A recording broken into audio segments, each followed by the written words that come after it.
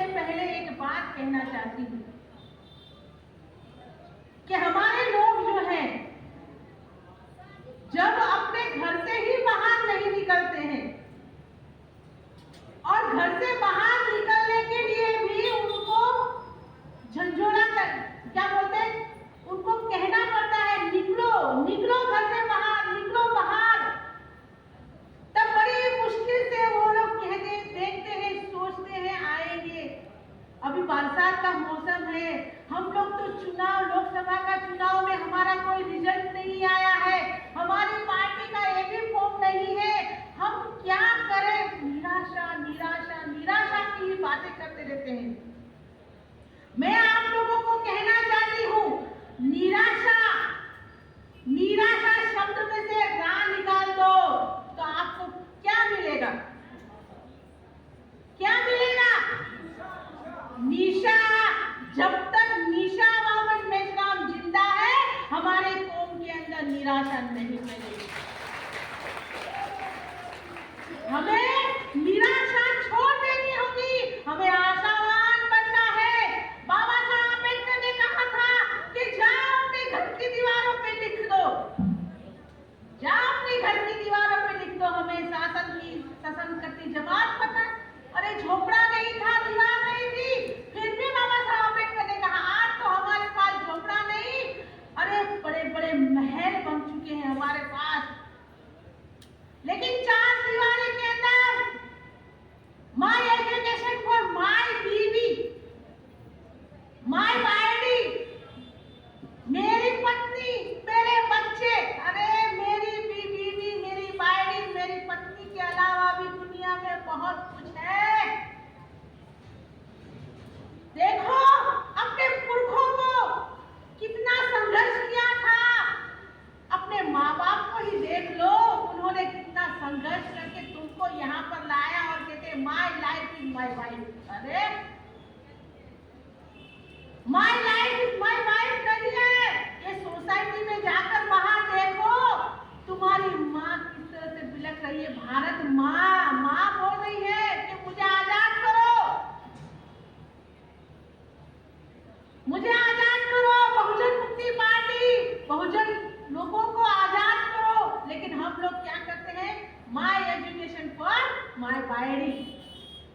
ये my education for बायडी अगर अपनी पत्नी को ही बाबा साहब अम्बेडकर ने देखा होता ना, तो आज मैं जो बोल रही हूँ, आज हम जो बहुजन मुक्ति पार्टी के लोग यहाँ पर बड़ी बड़ी बातें कर रहे हैं ना, वो नहीं कर पाते।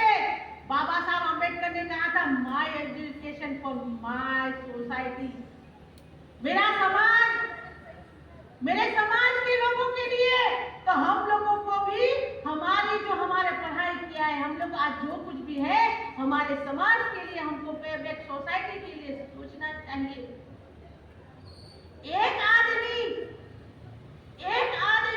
अगर अपने साथ में 100 आदमी को लेकर आता, बहुजन मुक्ति पार्टी के लोग, यहाँ पर बहुत सारी भीड़ है, बहुत मुझे अच्छा लग रहा है, लेकिन अगर यहाँ पर और भी अगर मेहनत किया होता, बहुजन मुक्ति पार्टी के लोगों ने, एक व्यक्ति ने 100 लोगों को लेकर आया होता, पार्टी का एक सदस्य अगर 100 व्यक्ति को लेकर आया होता, तो गोरखपुर के अंदर नहीं, लखनऊ में बैठा हुआ, विधानसभा में बैठा हुआ योगी भी कहाँ पूछता आज। मोदी भी सोचने में मजबूर हो जाता कि इतनी सारी भीड़, अरे इन लोगों को तो हम लोगों ने निराशा फैला दिया था, इन लोगों में आशा कहाँ से फैल चुकी है।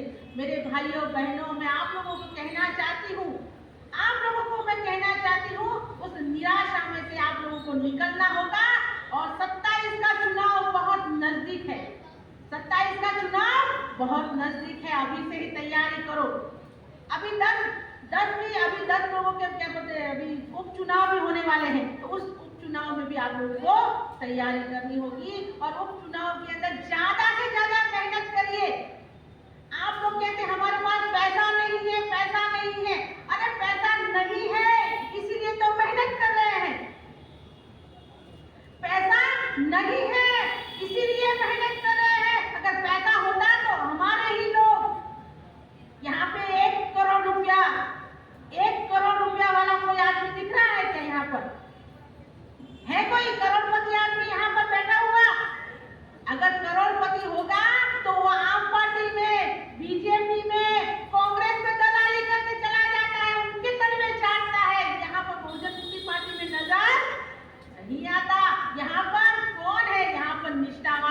ईमानदार, जिसका स्वाभिमान जागृत है, वो यहाँ पर बैठा हुआ, प्रत्येक व्यक्ति यहाँ पर बैठा हुआ है। मुझे गर्व है कि मैं बहुजन मुक्ति पार्टी की राष्ट्रीय उपाध्यक्ष हूँ और मेरा कौम का यहाँ पर गर्व करने वाला समाज बैठा हुआ है, उसका मैं नेतृत्व कर रही हूँ। तो मैं आप लोगों को कहना चाहती हूँ कि कोई चंदू बंधु जो भी होगा अपने समाज का, अगर एक सीट जीतकर लोकसभा की आ गया है तो आप लोगों को भी सोचना चाहिए कि बहुजन मुक्ति पार्टी का भी सत्ता पर एक सीट से नहीं, हम लोग संपूर्ण आजादी चाहिए और संपूर्ण आजादी के लिए हम लोग तैयारी करेंगे। यहाँ पर महिलाओं की संख्या देख के मुझे बहुत खुशी हो रही है, लेकिन पैम्फलेट में मेरे सिवा किसी भी महिला का नाम नहीं है। तो यहाँ पर हमारी महिलाओं को कहना चाहती हूँ, इस वक्त भी हमको लड़ाई लड़नी है अपने अधिकार के लिए। मैं क्यों मेरा नाम नहीं है इसमें? क्यों नहीं है?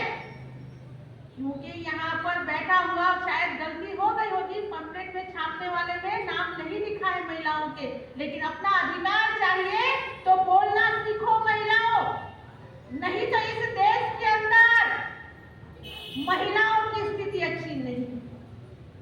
ये गोरखपुर से बहुत दूर नहीं है, फैजाबाद के अंदर एक महिला के साथ में सपा के या किसी ने भी, पता नहीं जिसने भी बलात्कार किया होगा, लेकिन उसके पर कोई भी किसी भी प्रकार की कार्रवाई अभी तक नहीं हुई।